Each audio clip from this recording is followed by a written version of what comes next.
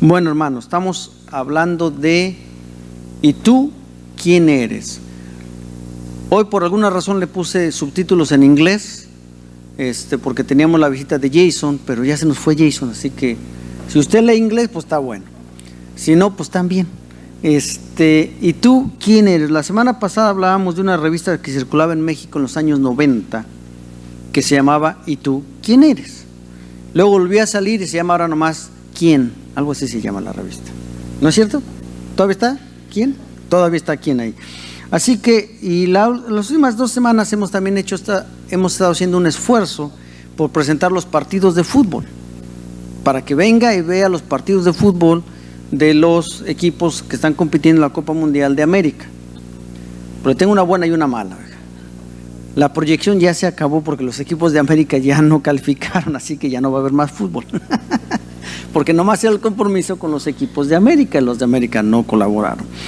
Pero a veces nos encontramos en situaciones bien raras como cristianos que nos hacen pensar quiénes somos realmente. Así que acompáñenme a Marcos capítulo 14, versículos 66 al 72. Si a alguien le hace falta Biblia, creo que todos tenemos Biblia, estamos bien. Ok. Marcos 14, del 66 al 72. Ya hemos estudiado esta partecita, pero vamos versículo por versículo, así que lo vamos a volver a leer. Dice así: estando Pedro abajo en el patio, vino una de las criadas del sumo sacerdote, y cuando vio a Pedro que se calentaba, mirándole, dijo: tú también estabas con Jesús el Nazareno. Mas él negó, diciendo: no le conozco, ni sé lo que dices. Y salió a la entrada y cantó el gallo. Y la criada, viéndole otra vez, comenzó a decirle a los que estaban ahí: este es de ellos. Pero él lo negó otra vez, y poco después los que estaban ahí dijeron otra vez a Pedro: verdaderamente tú eres de ellos, porque eres Galileo, y tu manera de hablar es semejante a la de ellos. Entonces él comenzó a maldecir y a jurar: no conozco a este hombre de quien hablas. Y el gallo cantó la segunda vez, y entonces Pedro se acordó de las palabras que Jesús le había dicho: antes que el gallo cante 2 veces me negarás 3 veces. Y pensando esto, lloraba. Bueno, ¿y tú quién eres? Si nos hacemos esta pregunta con respecto al fútbol, yo espero que al menos encontremos 3 respuestas aquí entre la congregación, por lo menos 3. Uno que me diga: yo soy fanático del fútbol, no puedo sin el fútbol. Otro que me diga: bueno, yo le pongo atención nomás en las competencias importantes como el mundial, como competencias así grandes. Y otro que me diga: bueno, a mí me es indiferente, ni para bien ni para mal, que fútbol, que no fútbol, que sabe qué. Por lo menos esas 3 respuestas yo espero encontrar aquí en la iglesia. Pero algunos se toman los deportes muy a pecho, oiga, se lo toman como si ellos fueran parte del equipo. Como si estuvieran ahí jugando en la cancha, y les habla uno mal del equipo y cuidado, como que le está uno hablando mal de ellos. Aunque también existe la 4ª persona que va a decir: hermano, pues yo ni entiendo ni para qué, ni de dónde, ni por qué tanta gente adulta se la pasa corriendo por 2 horas atrás de una pelotita. ¿Qué es eso? Así que tenemos de todos los colores y sabores. Una respuesta muy común es esa, que nadie sabe de qué se trata el fútbol, pero ahí están mirando el fútbol. Hay que entretenerse con algo. Y está la gente mirando, ni idea de qué tiene, ¿verdad? Bueno, nuestro compromiso acerca de los deportes pues ya se acabó. Así que ya no vaya a pensar que vamos a pasar más partidos. El próximo domingo tenemos reunión de negocios después de la iglesia. Así que al mismo tiempo está la final. Así que usted ahí me va a decir quién es el fanático. El que faltó a la reunión, pues es el fanático. Ahí se va a ver luego. Pero eso no solamente pasa con el fútbol, eso pasa en cualquier área de nuestra vida. Cualquier situación que nosotros tengamos, quiénes somos se va a demostrar en los momentos difíciles. En los momentos decisivos, en los críticos importantes, ahí se va a ver quiénes somos en verdad. Cualquiera de nosotros podemos fingir cualquier cosa. Inclusive puede usted fingir que le gusta el fútbol. Pero a la hora de la hora, en el momento de tomar una decisión, ahí se ve quién es usted. Y la lectura de hoy nos vuelve a topar en el momento tal vez más sobresaliente de Pedro, el momento por el que más se recuerda a Pedro, ¿Quién era Pedro? El que mintió, el que negó a Jesucristo, el que en el momento más importante, cuando Jesucristo necesitaba más ayuda, Jesucristo dice: yo no sé ni quién es este Señor. Tal vez con justa razón. Tal vez usted y yo hubiéramos hecho lo mismo. Estaba de por vida su vida de Pedro. Así que tal vez usted en un momento de la vida o muerte, tal vez usted y yo hacemos lo mismo. No seamos tan criticones con el pobre Pedro. A hoy, si nos preguntan que conocemos a Cristo, aquí yo le pregunto: ¿quién conoce a Cristo? Todos. Allá afuera, algunos. Algunos sí, algunos no. ¿Qué pasa con el cristiano? El cristiano está llamado a ser un ejemplo para los demás. Pero si quiero ser un ejemplo, necesito saber quién soy yo antes de poder ser un ejemplo para otro. Si yo le quiero enseñar a tocar la guitarra, tengo que saber que sé tocar la guitarra. Que ya se me estaban engarroñando los dedos, ahí ya no podía tocar. Tengo que saber quién soy yo. Si no, yo le voy a engañar a usted. Pero solamente el cristiano discípulo puede verdaderamente ser ejemplo para los demás. El cristiano discípulo. ¿Por qué le puse así? ¿Por qué no el discípulo que es cristiano? Una cosa que así pone uno las cosas. El que es cristiano y que es discípulo puede ser ejemplo para los demás. No todos podemos decir lo mismo. Vamos a ver el modelo de Pedro. No vamos a criticar a Pedro hoy por decir no al Señor Jesucristo, por negar, pero vamos a ver el modelo. Él es uno de los apóstoles más interesantes que encontramos en la Biblia. Por ahí se encuentra un libro de John MacArthur que dice, que se llama 12 hombres comunes y corrientes. Así se llama el libro. 12 hombres comunes y corrientes, de John MacArthur. Y él describe a Pedro como el apóstol impetuoso. El apóstol que no pensaba, actuaba. Siempre estaba ahí. El apóstol que más se menciona en la Biblia. A lo mejor usted piensa que es Pablo, pero es Pedro el que más se menciona.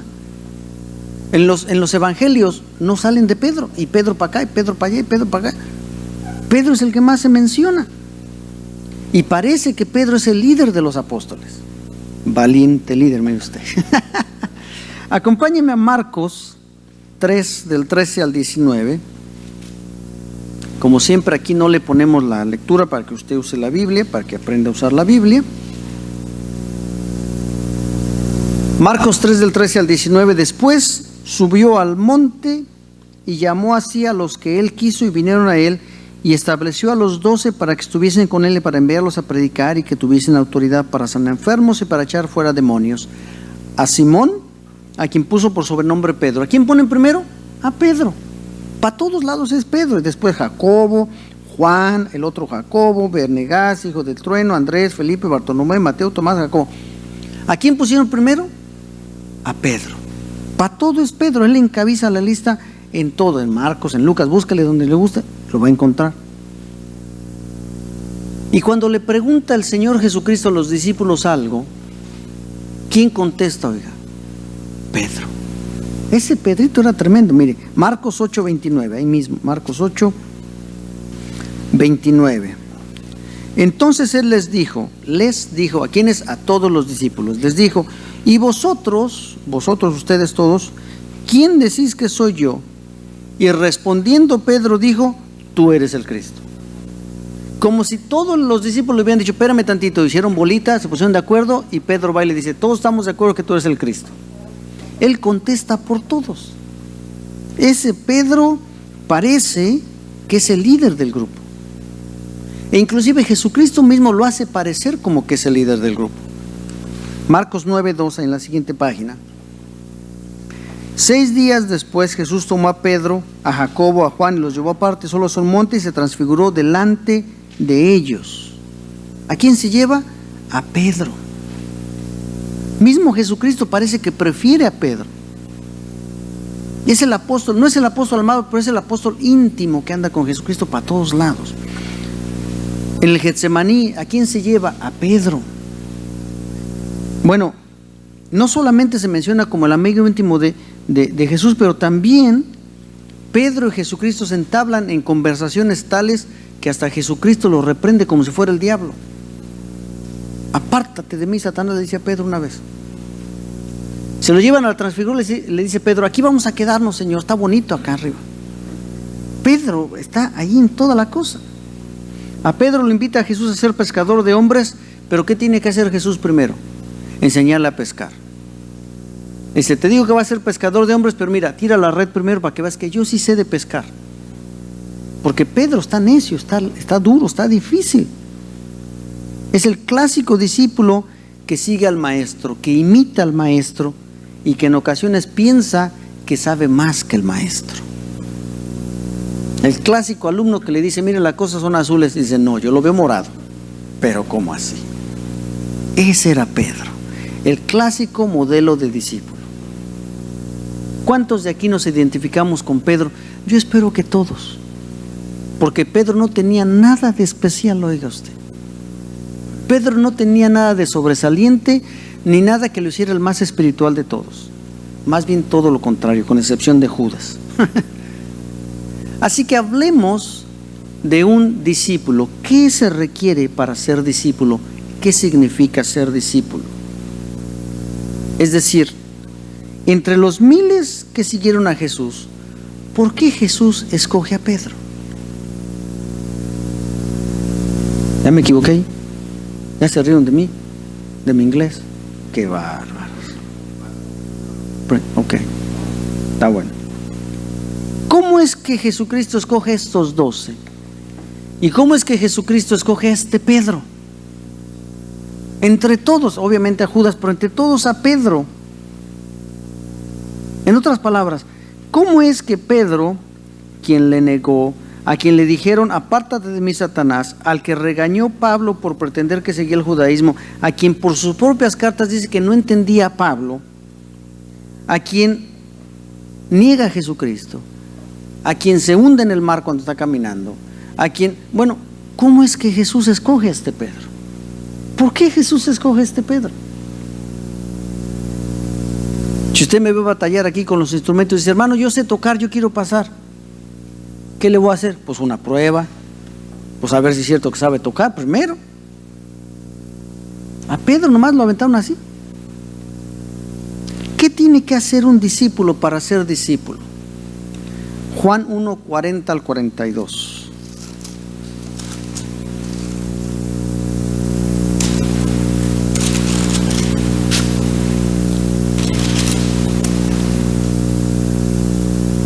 Andrés, hermano de Simón Pedro, era uno de los dos que habían oído a Juan y habían seguido a Jesús. Y este halló primero a su hermano Simón, le dijo, hemos hallado al Mesías, que traducido es el Cristo, y le trajo a Jesús, y mirándole Jesús le dijo, tú eres Simón, hijo de Jonás, y tú serás llamado Cefas, que quiere decir Pedro. ¿Qué le pasa a Pedro ahí? Él ve que va a ser parte del equipo de Jesús. ¿Qué necesita el discípulo? Ver la visión del futuro claramente. El discípulo debe de entender que tiene que establecerse en Cristo para siempre. El discípulo no hace un compromiso por 2 semanas. El discípulo hace un compromiso para siempre. Oiga, pero Pedro falló. Sí, el compromiso no es para no fallar. El compromiso es para establecerse en Cristo para siempre. Usted va a ser cristiano para siempre. Ese es el compromiso del discípulo. ¿Qué otra cosa debe tener en claro el discípulo? Acompáñeme a Marcos 1, 16, 20.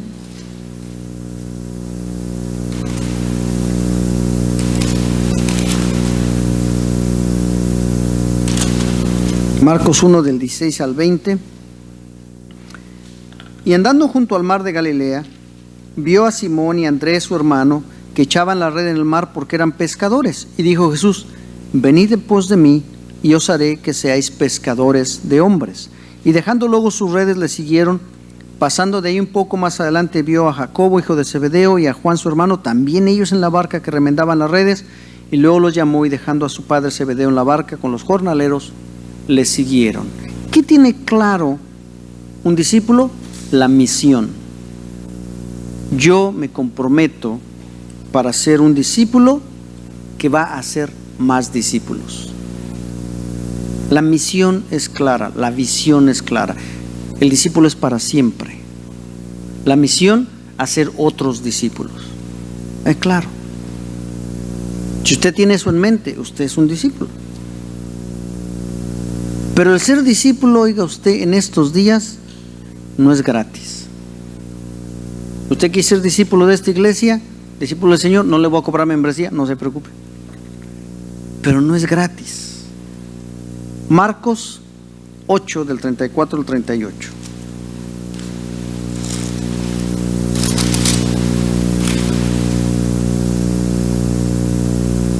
Y llamando a la gente y a sus discípulos, les dijo: si alguno quiere venir en pos de mí, niéguese a sí mismo, tome su cruz y sígame.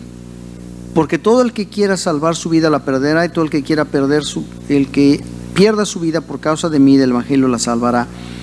Porque ¿qué aprovechará al hombre si ganare todo el mundo y perdiere su alma? ¿O qué recompensa dará el hombre por su alma? Porque el que se avergonzare de mí y de mis palabras en esta generación adúltera y pecadora, el Hijo del Hombre se avergonzará también de él cuando venga en la gloria de su Padre con los santos ángeles. El discipulado no es barato.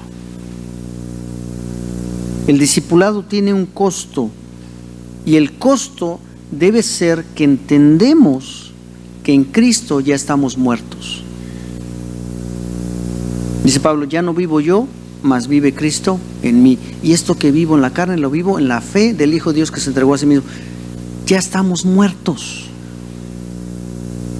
Usted tiene dos opciones: usar su muerte para quedarse ahí sin hacer nada, o permitir que Dios lo use a usted para ser un discípulo que hace otros discípulos.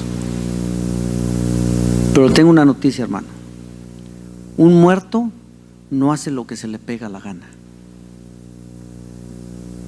Un muerto no puede hacer lo que se le pega la gana. Si usted ya murió en Cristo, usted no puede hacer lo que se le pega la gana. Usted tiene que hacer lo que Dios le diga que haga. ¿Cuándo voy a hacer eso? Cuando yo me dé cuenta que estoy muerto en Cristo. Oiga, ¿y este mundo? ¿Cuántos de los muertos se aprovechan de este mundo? Ninguno.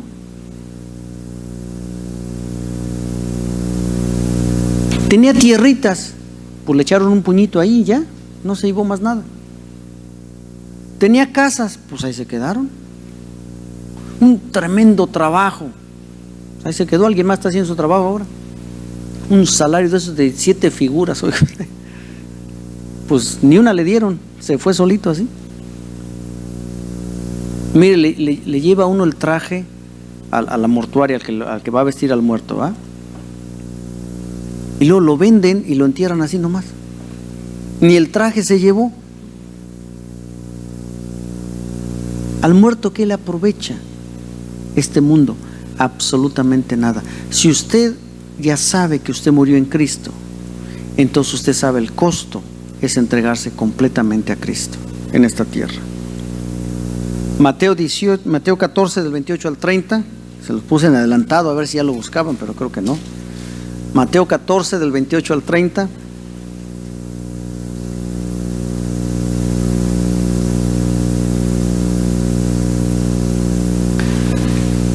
Entonces le respondió Pedro y dijo: Señor, si eres tú, manda que yo vaya a ti sobre las aguas. Y él le dijo: ven.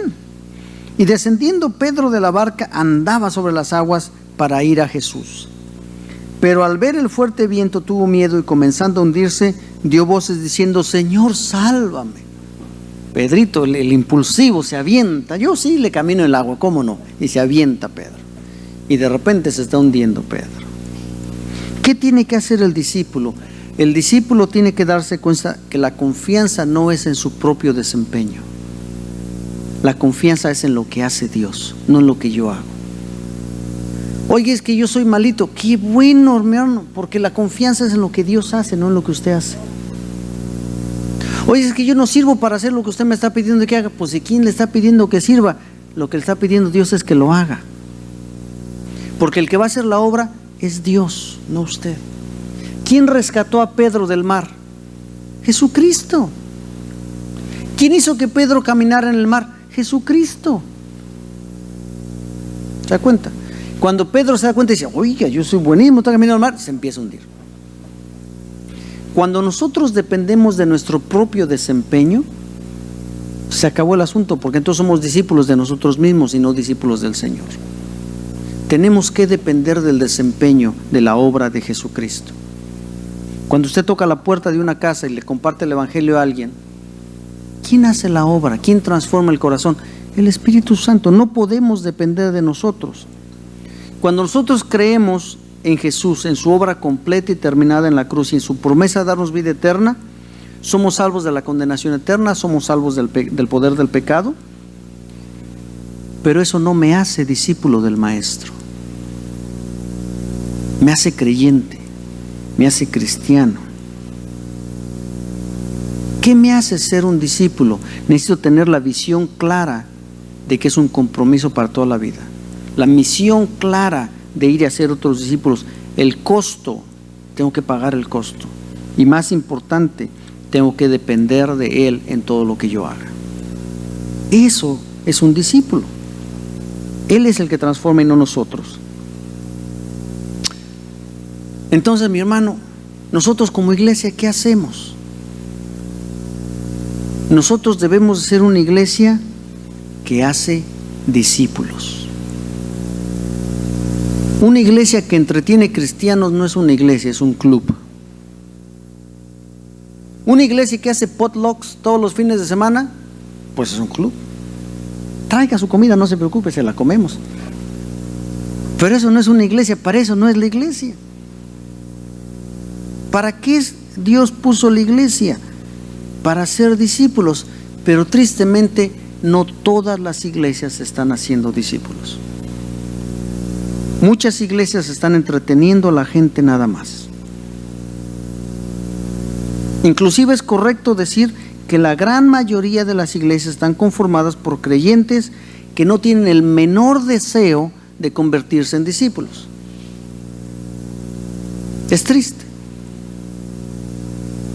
¿Es usted cristiano? Sí. ¿Usted cree en Cristo? Oh, sí, ¿cómo no? ¿Usted es salvo? Sí. Si se me muere ahorita, ¿dónde va? Al cielo, por la gloria de Dios, por la gracia de Jesucristo. Él me perdonó todos mis pecados, yo me voy al cielo, gloria a Dios. ¿Es un discípulo? ¿Qué tengo que hacer, oiga? No tiene ni la más deseo, el mínimo deseo de comprometerse con el Señor. Mateo 28, 19. Si usted no se lo sabe, pues estamos en serios problemas. Todo mundo se debe de saber Mateo 28, 19. Y si no, de ahí tenemos nuestro primer problema. Por tanto, id y hacer discípulos a todas las naciones, bautizándolos en nombre del Padre, del Hijo y del Espíritu Santo. ¿Para qué estableció Dios la iglesia? Para ir y hacer discípulos. Para eso es la iglesia. Mire,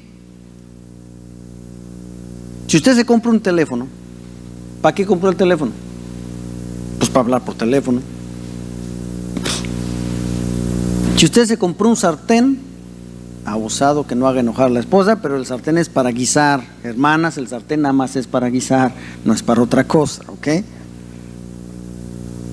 Si usted se compró un vehículo, pues usted necesita transporte, se compró para transportarse. ¿Para qué existe la iglesia? Para ser discípulos. Mira, la Biblia no dice absolutamente nada acerca de cómo debemos de cantar en el servicio. La Biblia está silencio en eso. No dice si son 3 cantos, 4 cantos, 5 cantos, una de alabanza, una de adoración, uno rápido, uno lento, 2 con batería, 1 con bongos. No dice nada de eso. La Biblia se mantiene calladita. Pero la Biblia tampoco dice que el sermón debe durar 40 minutos, así que no me mire feo cuando me pase. Mire, Pablo predicó en una ocasión toda la noche hasta que uno se cayó y se murió. Nadie se me suba a las escaleras porque aquí nos resucitamos gentes hoy. Pero la Biblia sí dice que la iglesia es para ser discípulos. ¿Cómo dice la Biblia? La Biblia dice id y hacer discípulos. Oye, ¿cómo hacemos discípulos?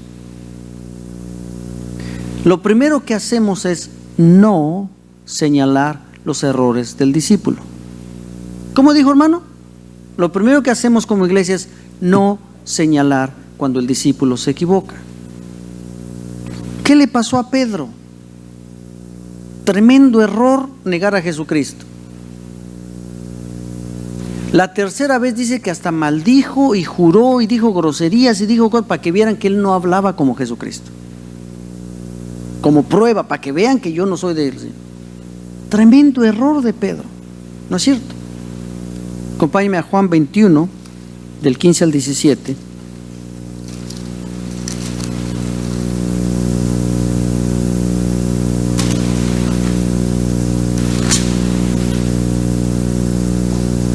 Cuando hubieron comido, Jesús dijo a Simón Pedro: Simón, hijo de Jonás, ¿me amas más que estos? Mire la pregunta de Jesús, se la hace 3 veces. ¿Me amas más que estos? No le dijo: Pedro, ¿me negaste? Pedro, ¿te equivocaste? No le dijo: Pedro, mira, si quieres seguir conmigo, ahí te va la penitencia. Aviéntate 25 Padres Nuestros. No. ¿Qué le dice Jesucristo? ¿Me amas? Respondió Pedro: sí, Señor, tú sabes que te amo. Le dijo: apacienta mis corderos. Volvió a decirle la segunda vez: Simón, hijo de Jonás, ¿me amas? Pedro le respondió: sí, Señor, tú sabes que te amo. Bueno, pastorea mis ovejas. Le dice la tercera vez: Simón, hijo de Jonás, ¿me amas? Él se entristeció de que le dijese la tercera vez: ¿me amas? Y él respondió: Señor, tú sabes hasta dónde te amo. La verdad, tú conoces. ¿Para qué nos hacemos? Tú sabes hasta dónde sí te amo y hasta dónde no. ¿Y qué le dice Jesucristo? ¿Como me amas a medias? No, le dice: apacienta mis ovejas. Trabaja, sé parte de los apóstoles.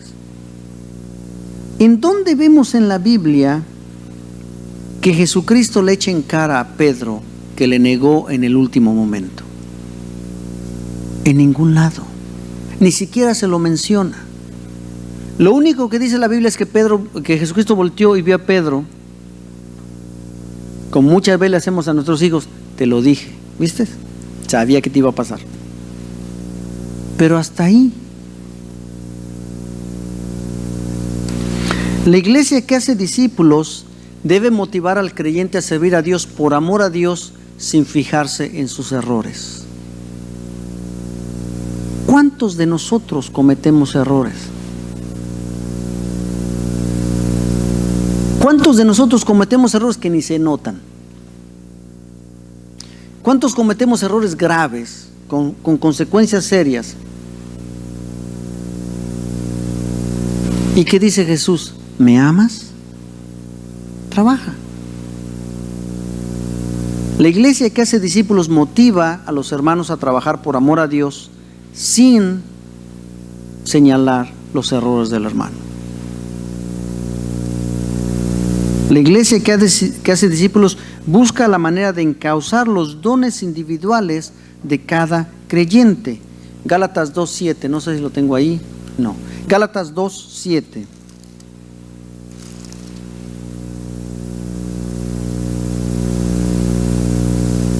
Porque está en inglés, oiga usted. Gálatas 2:7. Ahí está.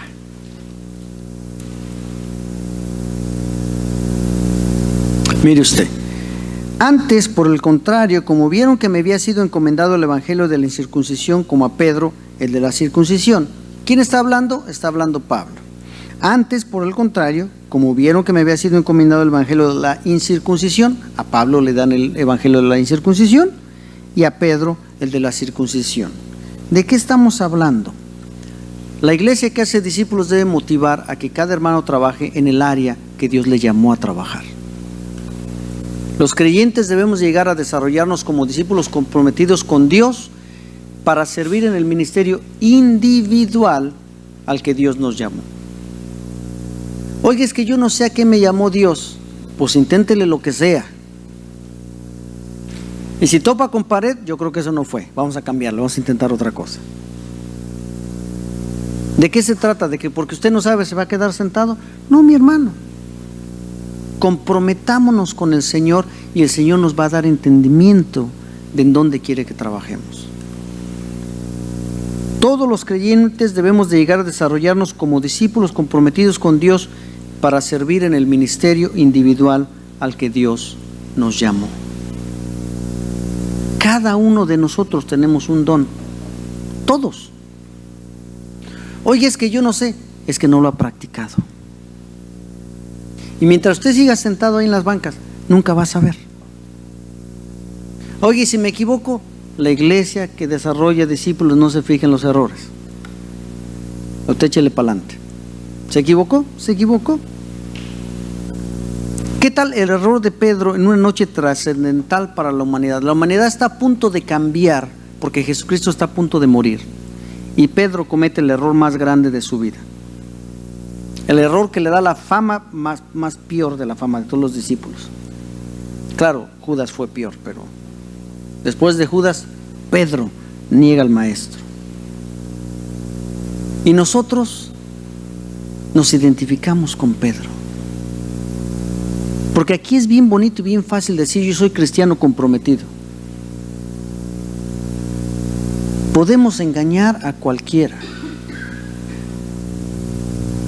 Yo le puedo engañar a usted desde acá arriba. Pero no podemos engañar a Dios. Cuando usted está allá afuera y cuando usted se enfrenta con la realidad de si es o no cristiano, ahí usted muestra lo que realmente es. ¿Un creyente o un discípulo comprometido? Pedro nunca fue perfecto. Nunca fue un erudito, nunca fue un teólogo. Él realmente batalló para entender la gloria de Dios. Él fue un hombre ordinario, común y corriente como usted y yo, con todo respeto. Sin cualidades que lo separaran del resto de los discípulos. Un hombre más del vulgo, sin educación, pescador.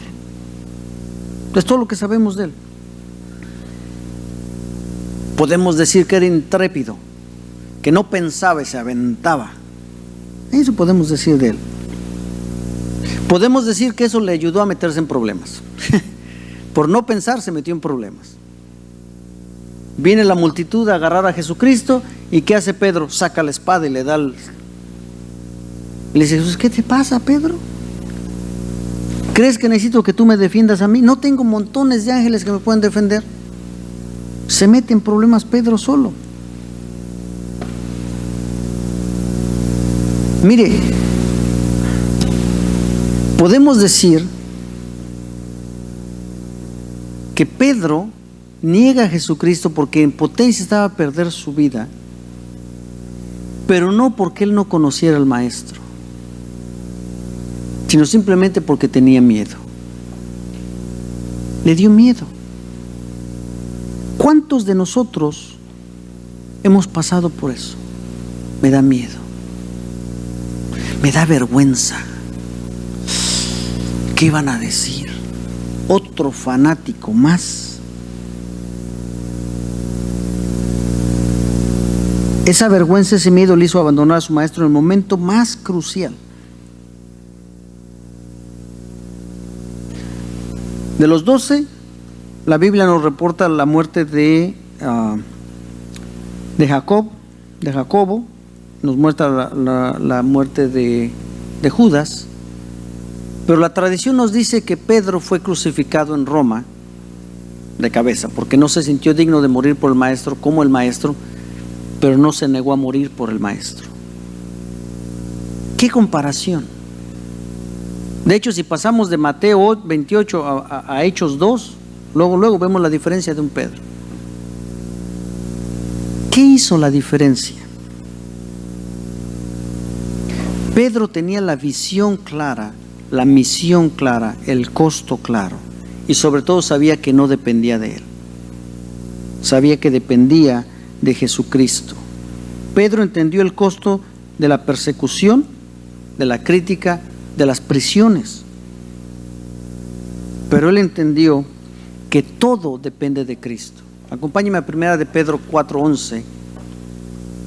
Lo tengo en la pantalla, pero dice ahí: si alguno habla conforme a las palabras de Dios. Si alguno ministre conforme al poder de Dios que Dios da, para que en todo sea glorificado por Jesucristo, a quien pertenece la gloria, el imperio, por los siglos de los siglos. Amén.